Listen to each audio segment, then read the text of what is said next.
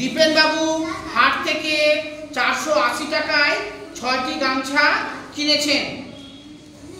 যদি তিনি একই গামছা 4টি কিনতেন তবে কত টাকা খরচ হতো? দেখো আবার পড়ছি আমি। দীপেন বাবু হাট থেকে 480 টাকায় কটা গামছা কিনেছে? 6টা। 480 টাকায় 6টা গামছা কিনেছে। আর এখানে 4টা গামছা কিনতে কত টাকা লাগবে? কি চাচ্ছে আমাদের? কি বার করতে হবে? টাকা বার করতে হবে না? লাস্ট লাইনটা পড়ো একটু।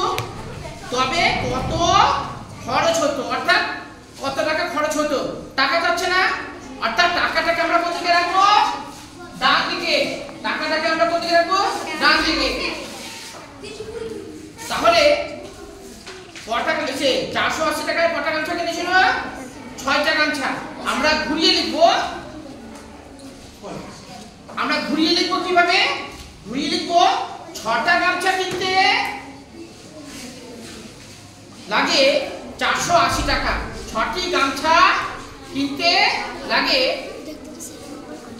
480 টাকা। তাহলে লিখি 6টি।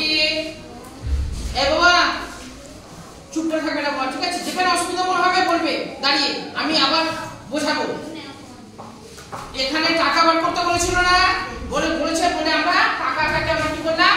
ডান সাইডে কিন্তু লিখবো, ঠিক আছে? 6টি গামছা কিনতে লাগে কত টাকা আছে? কত টাকা লাগবে আমাদের? 480 টাকা। 6টি গামছা কিনতে লাগে 480 টাকা। 480 টাকা। এই পর্যন্ত বুঝতে কারো অসুবিধা আছে? দেখো বই যা ছিল সেটা লিখেছি আমি। গামছা কিনতে লাগে 480 টাকা। এবার একটা গামছা কিনতে টুকবেন আগে দেখো, টুকবেন। এখন একটা গামছা কিনতে টাকা কম লাগবে না বেশি লাগবে? এবার কম লাগবে। 6টা গামছা কিনতে 480 টাকা লেগেছে, তো একটা গামছা কিনতে কম লাগবে না বেশি লাগবে? হ্যাঁ, কমই লাগবে। বুঝতে হবে। একটু আগে তোমাদেরকে এর আগে অঙ্কটা বললাম না? ভেবে না, তোমাদের তিনজনকে বিরিয়ানি খাওয়াচ্ছি আমি।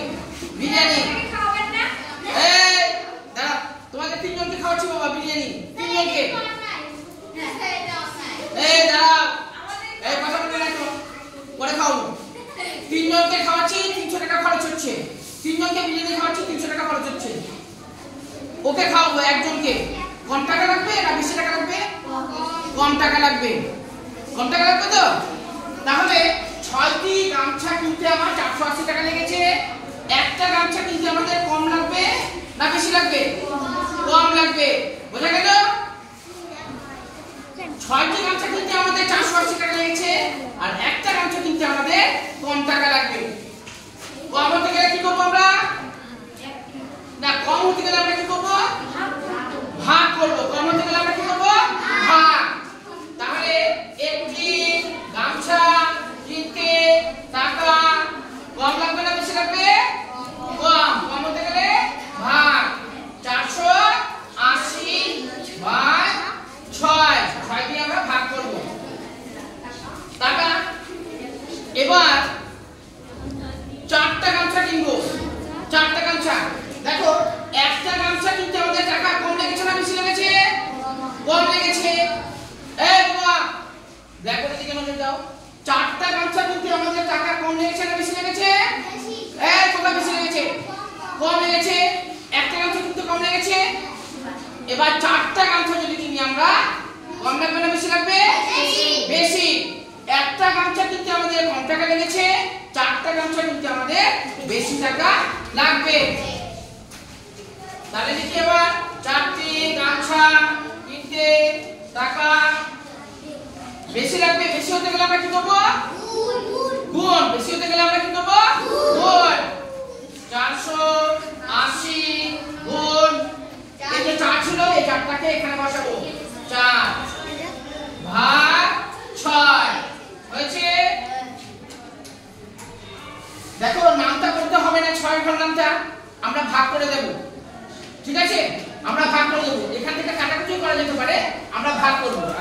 ঠিক আছে বাবা?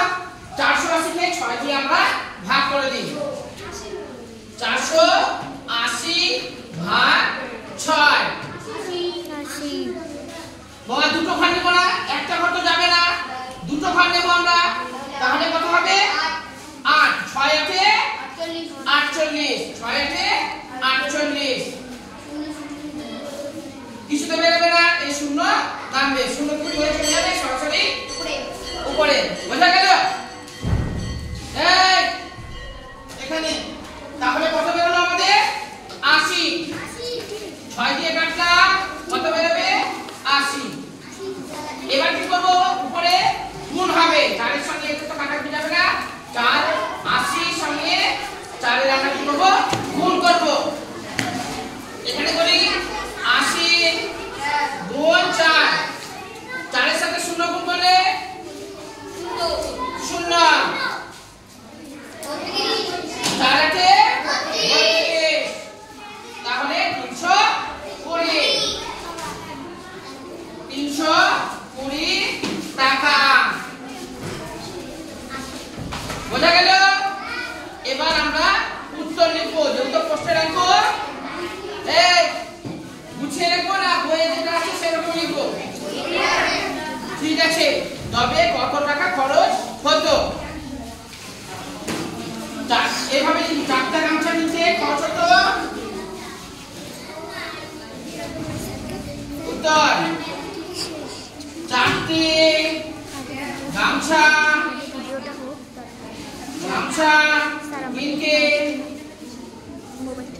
কিনতে খরচ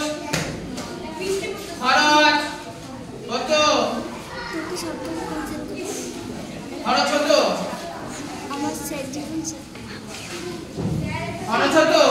320 টাকা। কারো দুটো অসুবিধা? এই হাতে লেখা নিয়ে কোনো সমস্যা আছে?